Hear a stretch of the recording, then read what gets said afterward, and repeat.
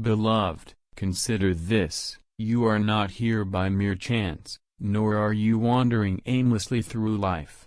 The Almighty, in His infinite wisdom, has woven you into the grand tapestry of His divine plan. Every breath you take, every step you make, has been ordained by the Creator who knew you before the foundations of the earth were laid. Oh, how marvelous is this truth! You were not an accident of nature, nor a mistake of circumstances. No, you were intentionally formed, crafted in the secret place, and sent forth into this world with a purpose beyond your understanding. Does not the Scripture declare, "For I know the plans I have for you, declares the Lord, plans to prosper you and not to harm you, plans to give you a future and a hope." Jeremiah 29:11. Oh, what blessed assurance this is! If the Lord Himself has declared His plans for you, who shall stand against them? The world may try to convince you that you are insignificant, that your life has no meaning, that your struggles are in vain. But I tell you, do not heed the voices of despair. Listen instead to the voice of your Maker, who calls you by name and declares, "You are mine." Look around you. Every tree that stands firm, every river that flows, every star that adorns the heavens, they all exist for a purpose.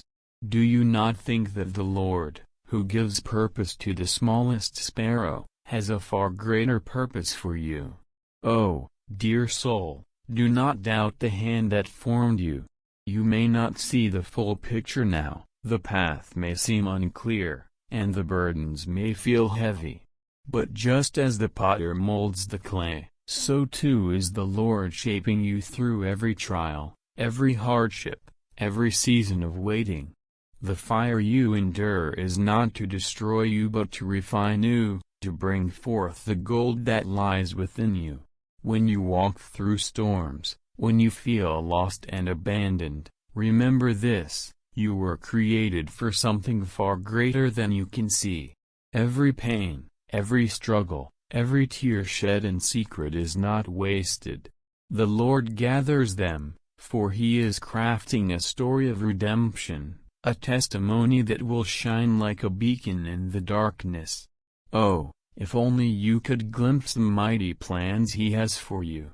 If only you could see the doors He is opening, the mountains He is moving, the way He is making where there seems to be no way. My dear friend, do not let doubt take root in your heart. The enemy would have you believe that you are forgotten, that your efforts are in vain, that your dreams have died. But I tell you, the Lord's purposes shall stand. No power of darkness, no scheme of the wicked, no trial of this life can undo what God has ordained. Though you may stumble, though you may falter, He will lift you up. Though you may face rejection, He has already accepted you. Though you may feel unworthy, He has called you His own. So walk boldly in the knowledge that you were created for greatness, not the fleeting greatness of this world, but the eternal greatness of God's kingdom. You are here to shine, to testify, to glorify the One who has set His love upon you. Lift up your head, strengthen your heart, and go forth with courage, for He who has begun a good work in you will surely bring it to completion. Fear is a thief of blessings, a chain that binds the heart, and a storm that drowns the soul. It whispers lies in the darkness, telling you that you are not enough, that the road ahead is too perilous, that failure is certain. But I tell you, dear friends, fear has no dominion over the one who places his trust in the Lord. Fear will magnify the problem, but faith magnifies the power of God. Fear will cause you to hesitate, to shrink back, to hide in the shadows of doubt. But faith compels a man to rise, to step forward, to claim the promises of God with boldness. Look at the great men and women of faith. Was Abraham not called to step into the unknown, leaving behind the comforts of his homeland? Did Moses not stand before the mighty Pharaoh, though he trembled in his weakness? Did David not march against Goliath with nothing but a sling and a heart full of trust? And what of Peter, who walked upon the waves as long as his eyes were fixed upon Christ? The moment fear crept into his heart, he began to sink. Oh, dear soul, do you see? Faith is the anchor that holds, the shield that protects, the sword that conquers. Faith is not the absence of fear, but the refusal to be controlled by it. There will be moments when doubt knocks upon the door of your heart, when the enemy whispers that your efforts are in vain. But what will you do, O believer? Will you surrender to fear, allowing it to rob you of the blessings that await? Or will you stand firm, declaring with confidence, "The Lord is my light and my salvation, whom shall I fear?" Faith does not wait for the storm to pass, faith walks through the storm with eyes fixed on the Almighty. Many hesitate because they cannot see the entire path before them. They wish for clarity, for a map that outlines every step. But that is not how faith operates. Faith takes the first step, knowing that God will provide the next. It is not for man to demand a full vision before he moves, it is for man to trust that the one who calls him will make the way clear. Did the Red Sea part before Israel moved, or did it part when they obeyed and stepped forward? Did the Jordan River dry up before the priests touched its waters, or was the miracle revealed when they walked by faith? You, too, must step forward, even when fear tells you to turn back. Fear will always present an argument, it will always suggest retreat. But faith stands upon the rock of God's promises. It says, "I may not see, but I believe. I may not understand, but I trust. I may feel weak, but in Him, I am strong." When trials arise, when obstacles seem insurmountable, remind yourself that fear has never won a victory, but faith has conquered nations, subdued kingdoms, and silenced the enemy. Faith is the courage that walks through the fire, the confidence that stands before giants, the assurance that even in the valley, God is present. Fear is the language of the enemy, but faith is the song of the redeemed. Fear says, "What if you fail?" Faith replies, "God never fails." Fear says, "You are too weak." Faith declares, "His strength is made perfect in my weakness." Fear says, "The battle is too great." Faith proclaims, "The battle belongs to the Lord."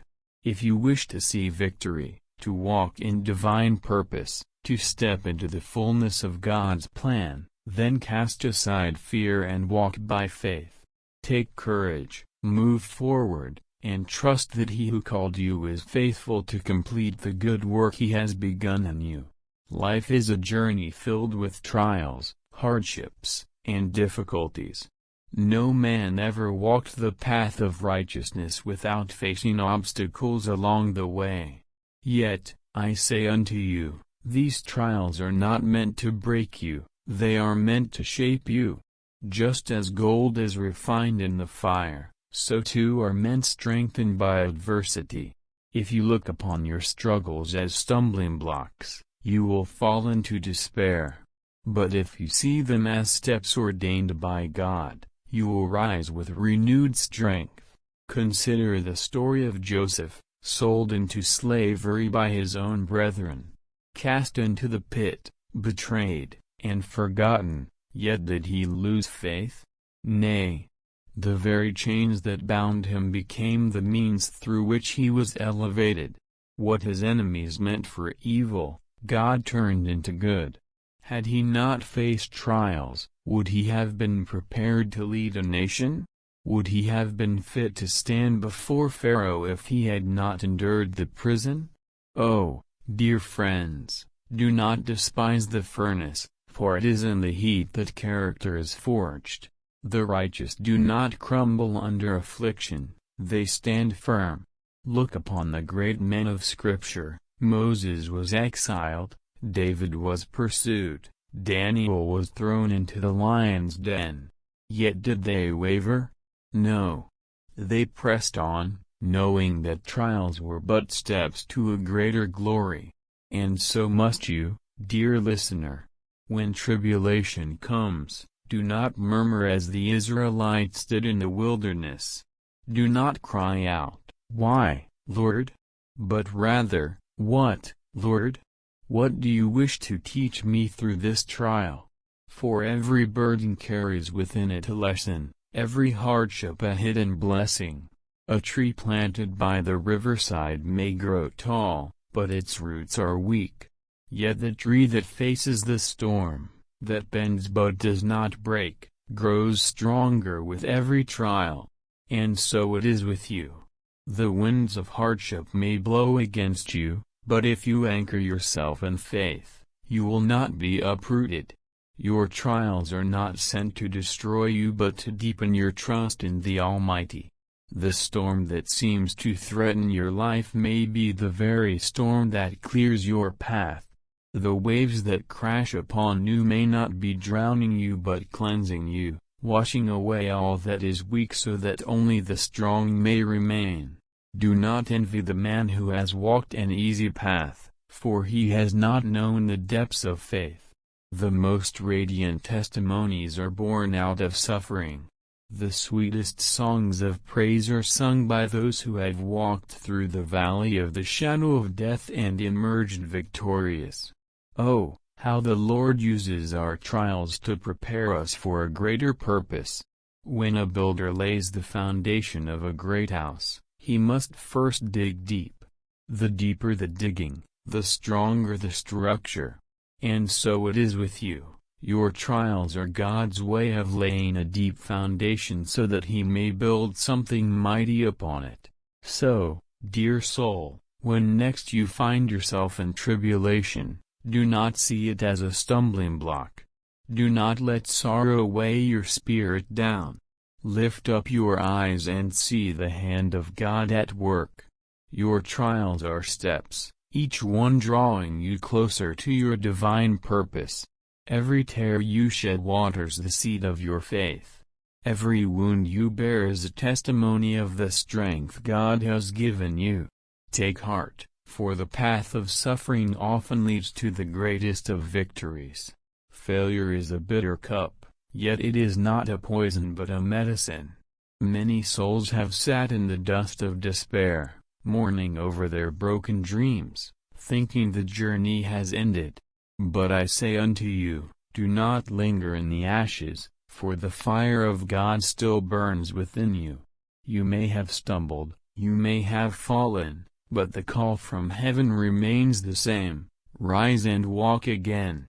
The enemy whispers, you are finished, but the Lord declares, I am not done with you yet.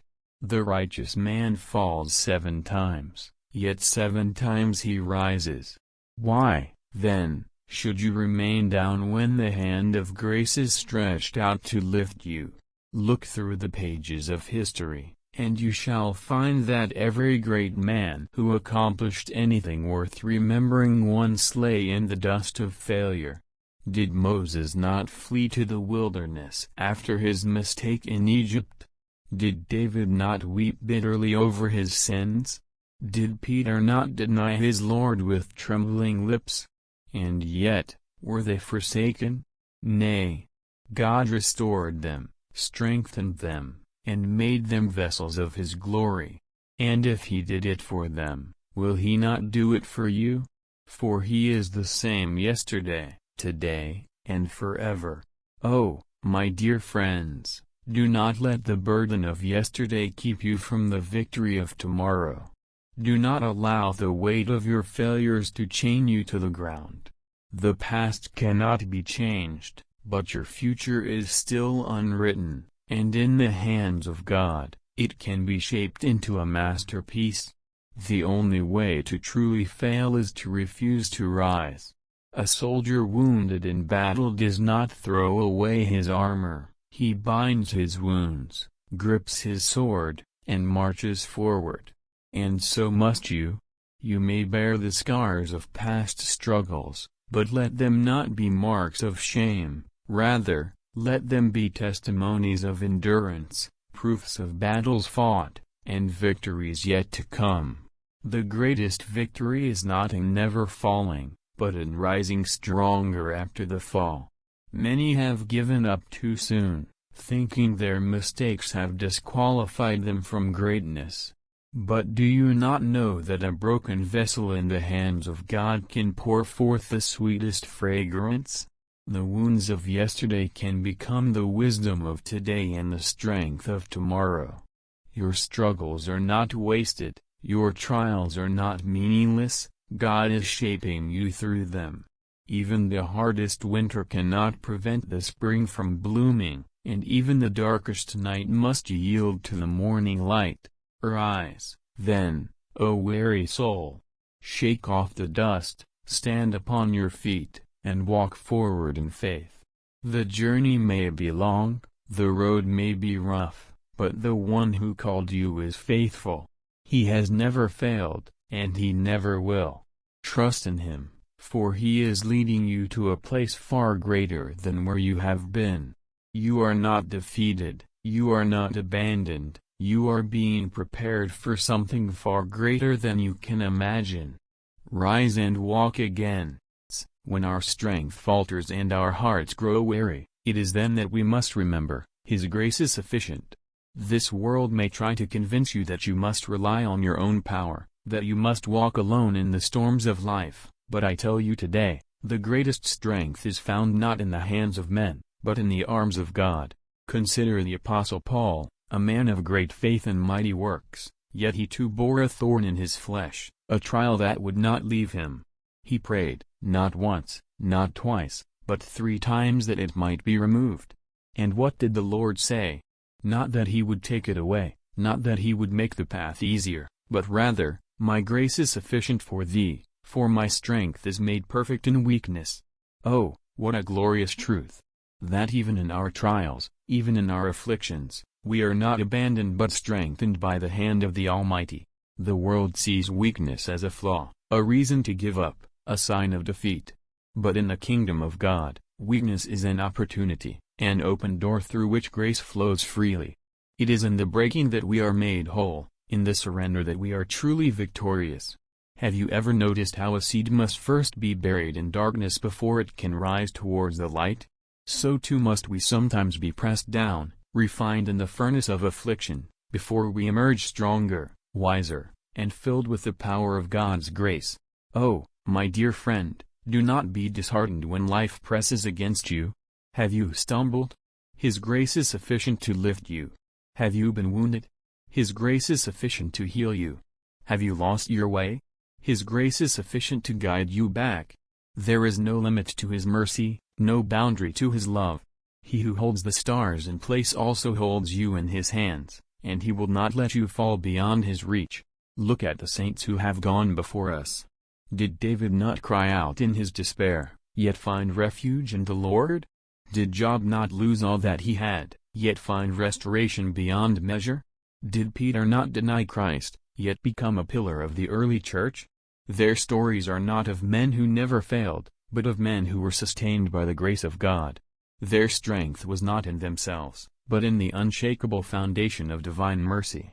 So, when you feel weak, do not despair. When you feel unworthy, do not hide. God's grace is not reserved for the strong, but for the weary, the broken, the lost. It is a fountain that never runs dry, a river that never ceases to flow. Come to it, drink deeply, and let it sustain you. You do not need to carry this burden alone. You do not need to fight this battle by your own might. The Lord is with you, His grace is sufficient, and His strength will never fail.